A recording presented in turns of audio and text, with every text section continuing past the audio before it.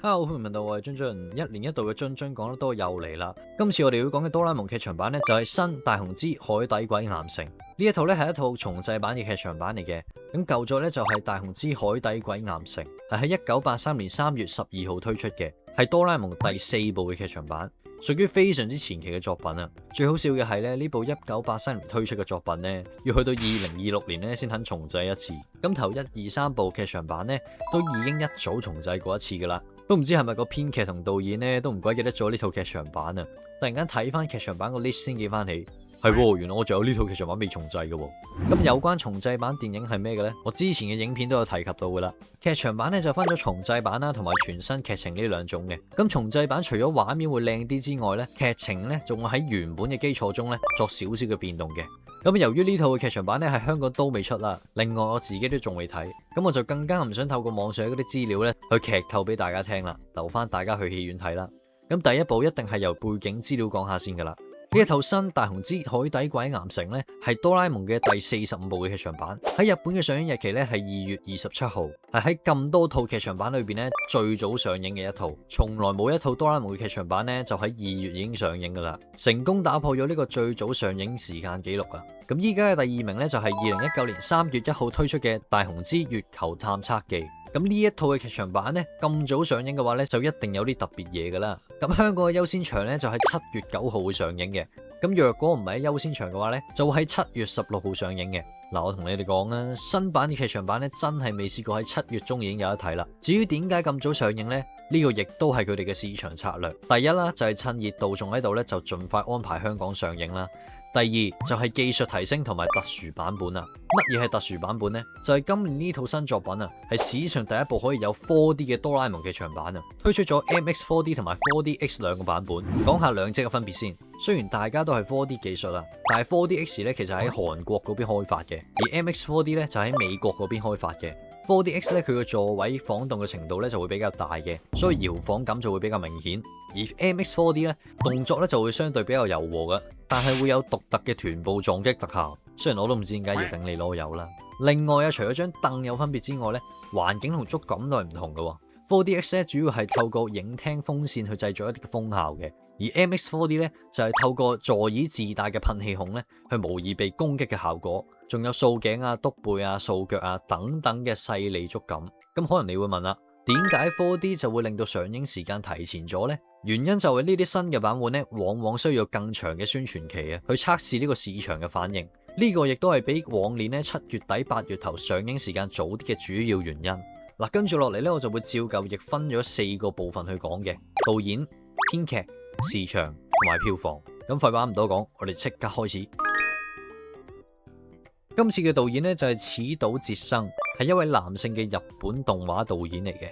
佢曾經呢大量參與過哆啦 A 夢嘅 TV 版製作，另外一共有參加過以下呢3部嘅劇場版嘅製作嘅。咁佢都係哆啦 A 夢水田版動畫嘅元老級人物嚟嘅。佢就畢業於東京設計師學院，之後呢就入咗一間動畫製作公司 Figure Entertainment 擔任呢個動畫師嘅。而呢一間公司呢，亦都係水田版動畫初代嘅主要製作協力之一，所以可以話今次嘅導演經驗呢係十分之豐富嘅，簡直係同前作《大雄之繪畫世界物語》嘅導演寺本幸代有得揮啊！咁啊順帶一提啦，寺本幸代呢亦都係 Figure Entertainment 嘅公司嘅一員嚟嘅。呢一間嘅動畫製作公司呢，係喺1993年8月5號成立嘅，目前呢長期受呢個新月動畫委託嘅。咁呢間公司咧，自大山版嘅中後期咧已經參與 TV 版嘅動畫製作噶啦，同埋幾乎參與晒所有電影嘅製作啊！有啲觀眾未必了解哆啦 A 夢嘅，一定唔知大山版同水田版係有咩分別噶啦。等我依家講埋先，點解叫大山版水田版呢？就係取決於哆啦 A 夢嘅配音陣容啦。大山版嘅時間線咧就係1979年至到2005年，當時嘅哆啦 A 夢配音員咧就係大山善代，所以簡稱大山版。至於水田版呢，時間線就係2005年咧到依家，而哆啦 A 夢嘅配音員呢，就係水田山葵，所以簡稱做水田版。咁啊，除咗配音人員唔同之外呢，畫風同埋作畫都係其中一個分別嚟嘅。大山版嘅話呢，線條會比較硬朗生硬，人物動態呢相對比較簡單嘅。水田版嘅話呢，線條就會比較柔和生動，表情呢亦都會比較豐富嘅，更貼近呢個原作漫畫風格啊。嗱，咁樣講唔知大家明唔明啦？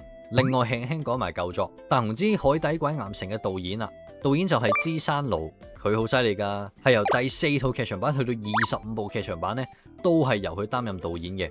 咁啱《大雄之海底鬼岩城》呢，就係佢第1部劇場版嘅作品啦。而今次新劇場版嘅導演呢，就改為矢島哲生，究竟佢可唔可以順利接棒呢？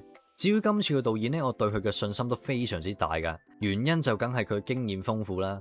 咁啊，希望呢位元老級嘅人物呢，可以整到啲靚嘅分鏡畫面俾我哋睇啦。跟住落嚟講下編劇，今次嘅編劇呢係川山公，係日本一位男性嘅編劇嚟嘅，畢業於日本大學嘅藝術學部。今次呢係佢第一次擔任呢個哆啦 A 夢劇場版嘅編劇。但係咧，自2023年起咧，佢都有擔任哆啦 A 夢嘅水田版嘅編劇嘅。除此之外咧，呢位編劇就犀利咯。喺2009年至到2011年咧，佢都擔任過呢個光之美少女嘅編劇嘅，搞到我好期待今次嘅劇場版啊！唔知靜香會唔會好似光之美少女咁變身呢？雖然佢嘅代表作品咧淨係得光之美少女啦，同埋今次呢一套嘅劇場版啫。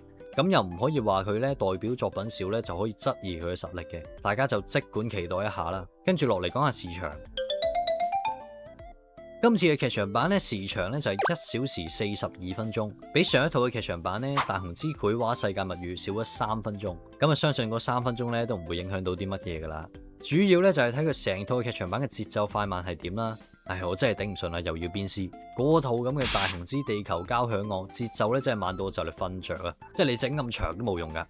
話時話，我都唔知點解嗰條片咧係比其他哆啦 A 夢片咧係多人睇嘅，我都分唔清咧，其實我條片好睇啊，定係嗰套劇場版好睇啦。講到呢度咯，不如大家撳翻個訂閱先啦。另外記住 share 俾你朋友睇。講翻先啦，總之我就覺得咧《大雄之地球交響樂》呢一套嘅劇場版咧係唔好睇咯，反而上一套嘅《大雄之繪畫世界物語》嘅節奏就非常之好啦。所以我覺得咧時間咧落喺1小時40分鐘至50分鐘咧，其實已經係一個好好嘅時間嚟噶啦。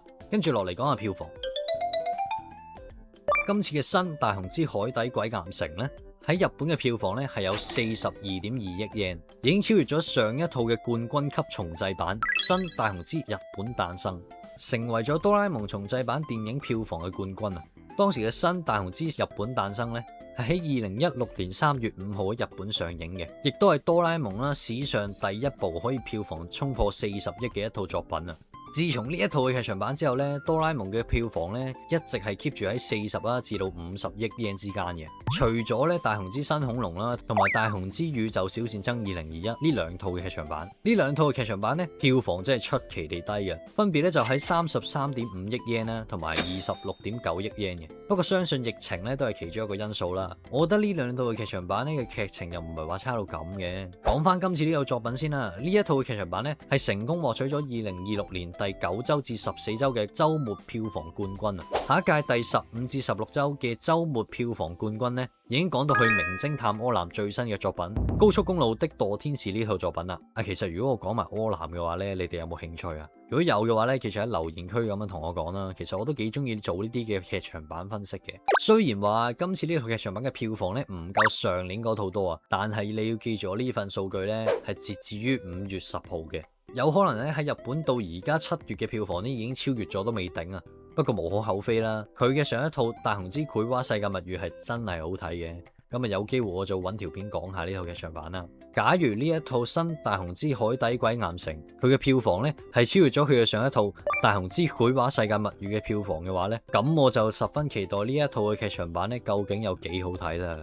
遲多幾日咧，我可能會睇完呢一套嘅劇場版之後咧，再會出一個感想啊咁樣嘅。講下呢一套嘅劇場版啦，同埋之前嘅《大雄之海底鬼岩城》嘅分別喺邊度啦，改咗啲乜嘢啦。呢啲都係後續啦，就係我喺我睇完呢套戲之後咧，我先會出呢一條片嘅。而家呢一條片咧就係純粹係講下佢嘅導演啦、編劇啦、市場同埋票房有咩唔同嘅啫。上一套嘅閃電十一人咧真係好傷心啊！剪咁耐條片竟然得咁少觀看，唔緊要啦。相信 YouTube 咧都係食唔到我嗰個演算法嘅啫。大家多啲 like 我啲片啦，順便訂閱埋啦，可能會推啲片上去喺 YouTube 裏面咧，就會有更多人去睇我嘅片噶啦。呢排咧亦都會出片出得密啲。如果你中意嘅話咧，記住幫我撳翻個訂閱啦，我都唔知講幾多次啦。今集就係嚟咁多先，而家大家 like 聊片可以撳個 like 嘅啦，追蹤我頻道都可以訂閱我。